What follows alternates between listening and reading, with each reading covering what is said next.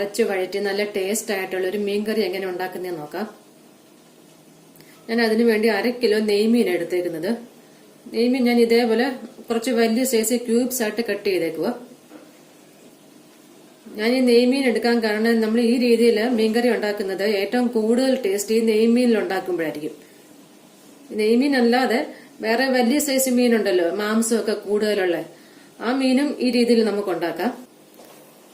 ഇനി ഇതിലോട്ട് ഞാനൊരു 15 മീഡിയം സൈസ് ചെറിയുള്ളി എടുത്തിട്ടുണ്ട്. അത് ഇതേപോലെ 2-3 കട്ട് ചെയ്ത് വെക്കണം.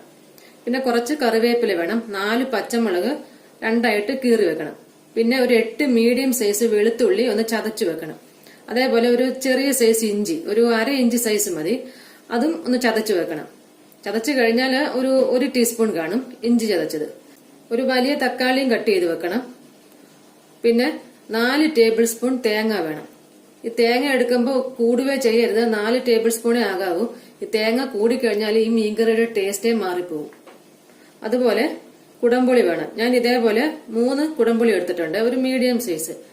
ഇത് നല്ലതായിട്ട് കഴുകി വെക്കണം. ആദ്യമേ നമുക്ക് ഈ തേങ്ങയൊന്ന് നല്ലതായിട്ടൊന്ന് അരച്ചെടുക്കണം. ഈ പൊടികളൊക്കെ ഞാൻ ചേർത്ത് കൊടുക്കാൻ നേരത്ത് പറയാം. ഇതിലോട്ട് ശകലം വെള്ളം കൂടി ഒഴിച്ച് നല്ലതായിട്ടൊന്ന് അരച്ചെടുക്കണം. ഇതിപ്പോൾ ഞാൻ നല്ലതായിട്ട് അരച്ചെടുത്തിട്ടുണ്ട്. ഇനി നമുക്ക് മീൻകറി ഉണ്ടാക്കാൻ തുടങ്ങാം. അപ്പം മീൻ ചട്ടിയിലോട്ട് ആവശ്യത്തിനുള്ള വെളിച്ചെണ്ണ ഒഴിച്ചു കൊടുക്കണം. ഈ വെളിച്ചെണ്ണ ഇവിടെ ചൂടായിട്ടുണ്ട്. ഇതിലോട്ട് 1/2 ടീസ്പൂൺ കടുക് ഇട്ട് കൊടുക്കണം. അതുപോലെ 2 വറ്റൽമുളക് കട്ട് ചെയ്തത്.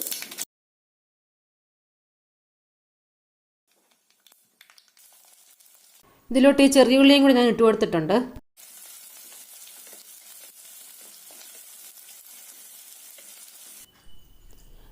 ഈ മീൻ ചട്ടിയിലോട്ട് വെളിച്ചെണ്ണ ഒഴിച്ചു കൊടുക്കുമ്പോൾ ചെറുതായിട്ടൊന്ന് പുകഞ്ഞ് വരുന്ന പോലെ തോന്നിക്കും. അത് കുഴപ്പമില്ല, നമ്മൾ ഈ ഉള്ളി ഇട്ട് കൊടുത്ത് കഴിയുമ്പോൾ അതങ്ങ് മാറിക്കോളും. ഇനി ഇതിലോട്ട് ഒരു തണ്ട് കറിവേപ്പിലയും കൂടി ഇട്ട് കൊടുക്കണം.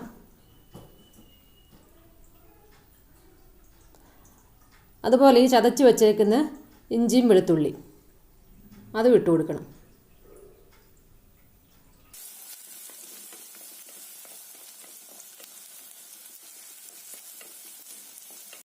ഈ ഇഞ്ചിയും വെളുത്തുള്ളി ഉള്ളിയൊക്കെ നല്ലതായിട്ടൊന്ന് വഴറ്റിയെടുക്കണം. അതുവരെ ഒന്ന് ഇളക്കി കൊടുത്തുകൊണ്ടേ ഇരിക്കണം. ഈ ഇഞ്ചിയും വെളുത്തുള്ളിയും ഉള്ളിയെല്ലാം നല്ലതായിട്ട് വഴന്നിട്ടുണ്ട്.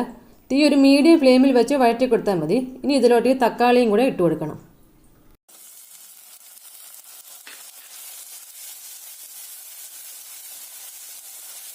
ഈ തക്കാളി ഒന്ന് നല്ലതായിട്ട് വഴറ്റിയെടുക്കണം.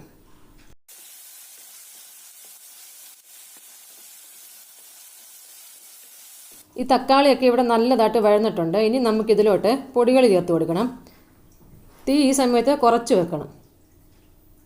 ഇതിലോട്ട് 1/4 ടീസ്പൂൺ മഞ്ഞൾപ്പൊടി ചേർത്ത് കൊടുക്കണം. 1/2 ടേബിൾ സ്പൂൺ മുളക് പൊടി, 1 ടീസ്പൂൺ മല്ലിപ്പൊടി, 1/4 ടീസ്പൂൺ ഉലുവാപ്പൊടി. ഉലുവാപ്പൊടി ഞാൻ വറുത്ത് പൊടിച്ച ഉലുവാപ്പൊടിയാണ്.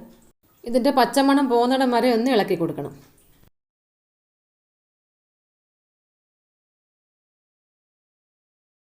ഒരു 2 മിനിറ്റ് ഒന്ന് ഇളക്കി കൊടുത്താൽ മതി. ഈ സമയത്ത് തീയൊക്കെ കുറച്ച് വെച്ച് വേണം ഇളക്കാൻ. ഇതിപ്പോൾ 2 മിനിറ്റ് ആയിട്ടുണ്ട്. ഇനി നമ്മൾ ഈ അരച്ചു വെച്ചേക്കുന്ന തേങ്ങ ചേർത്ത് കൊടുക്കണം.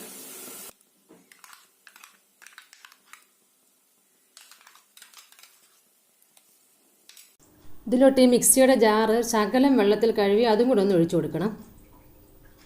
ഇനി ഈ തേങ്ങയുടെ പച്ചമണം പോകുന്നിടം വരെ ഒന്ന് വഴറ്റി കൊടുക്കണം. ഒരു 2-3 മിനിറ്റ് ഒന്ന് വഴറ്റി കൊടുക്കണം. തീ ഒരു മീഡിയത്തിന്റെ ലോ ഫ്ലെയിമിന്റെ ഇടയിലിട്ടാൽ മതി. ഈ തേങ്ങയുടെ പച്ചമണം ഒന്ന് നല്ലതായിട്ട് പോകണം.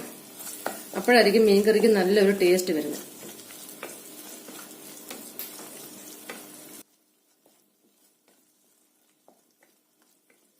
ഇനി ഇളക്കി കൊടുത്തുകൊണ്ടേ ഇരിക്കണം, അല്ലെങ്കിൽ അടുക്കി പിടിക്കും. ഇപ്പം ഈ തേങ്ങയുടെ പച്ചമണം എല്ലാം നല്ലതായിട്ട് പോയിട്ടുണ്ട്. നമ്മൾ ഒഴിച്ചു കൊടുത്ത വെള്ളം എല്ലാം ഒന്ന് വറ്റി ഡ്രൈ ആയിട്ടുണ്ട്. ഇത്രയും മതി. ഇനി നമുക്ക് ഇതിലോട്ട് ചൂടുവെള്ളം ഒഴിച്ചു കൊടുക്കണം.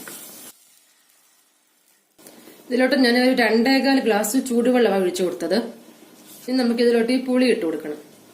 ഈ പുളി നമ്മൾ ഒരു 2-3 കീറിയിട്ട് വേണം ഇട്ട് കൊടുക്കാൻ. ഇതുപോലെ ഒന്ന് കീറണം. പുളിയൊക്കെ നിങ്ങളുടെ ഇഷ്ടത്തിനനുസരിച്ച് ചേർത്തോ. പക്ഷെ മീൻകറിക്ക് പുളി ഒരു ശകലം മുന്നോട്ട് നിൽക്കുന്നതായിരിക്കും എപ്പോഴും നല്ലത്. നമ്മൾ ടേസ്റ്റ് നോക്കുമ്പോൾ ശകലം പുളി മുന്നോട്ട് നിൽക്കണം. അതുപോലെ ആവശ്യത്തിനുള്ള ഉപ്പ്. ഇതിലോട്ട് ഈ പച്ചമുളകും കൂടി ഇട്ട് കൊടുക്കുക. കുറച്ച് കറിവേപ്പില. ഇനി ഇതെല്ലാം കൂടെ നല്ലതായിട്ടൊന്ന് മിക്സ് ചെയ്യണം. ഇനി ഇത് നല്ലതായിട്ടൊന്ന് തിളച്ച് വരട്ടെ. ഇതിപ്പോ ഇവിടെ തിളച്ചിട്ടുണ്ട്. ഇനി ഒരു മീഡിയം ഫ്ലെയിമിൽ ഒരു 2-3 മിനിറ്റ് കൂടെ ഒന്ന് തിളക്കട്ടെ. ഈ പുളിയെല്ലാം ഈ വെള്ളത്തിലൊന്ന് ഇറങ്ങണം. അത് കഴിഞ്ഞിട്ട് നമുക്ക് മീൻ കഷ്ണം ഇട്ട് കൊടുക്കാം.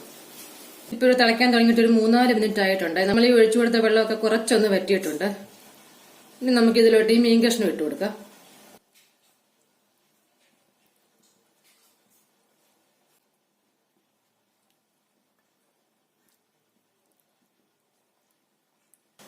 ഇനി ഈ മീൻ കഷ്ണം ഒന്ന് അകത്തോട്ടാക്കി കൊടുക്കണം. ഒരുപാട് ഇട്ടിളക്കണ്ട.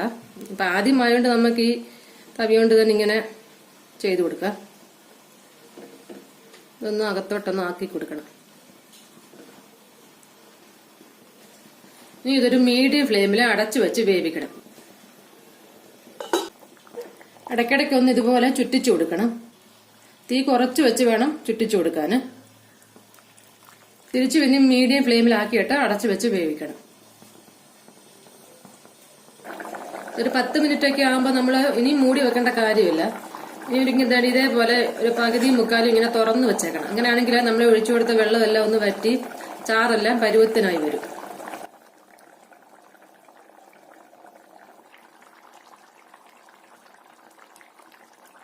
അപ്പൊ നമ്മൾ ഒഴിച്ചു കൊടുത്ത വെള്ളമെല്ലാം വറ്റി ചാറൊക്കെ നല്ല കറക്റ്റ് പരുവായിട്ടുണ്ട്. മീനൊക്കെ വെന്തിട്ടുണ്ട്.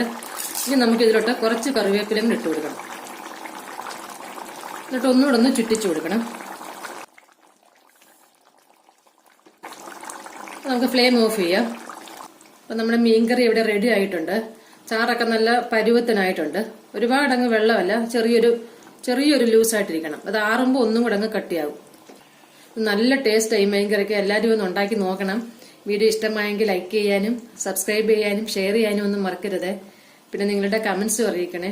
Thank you.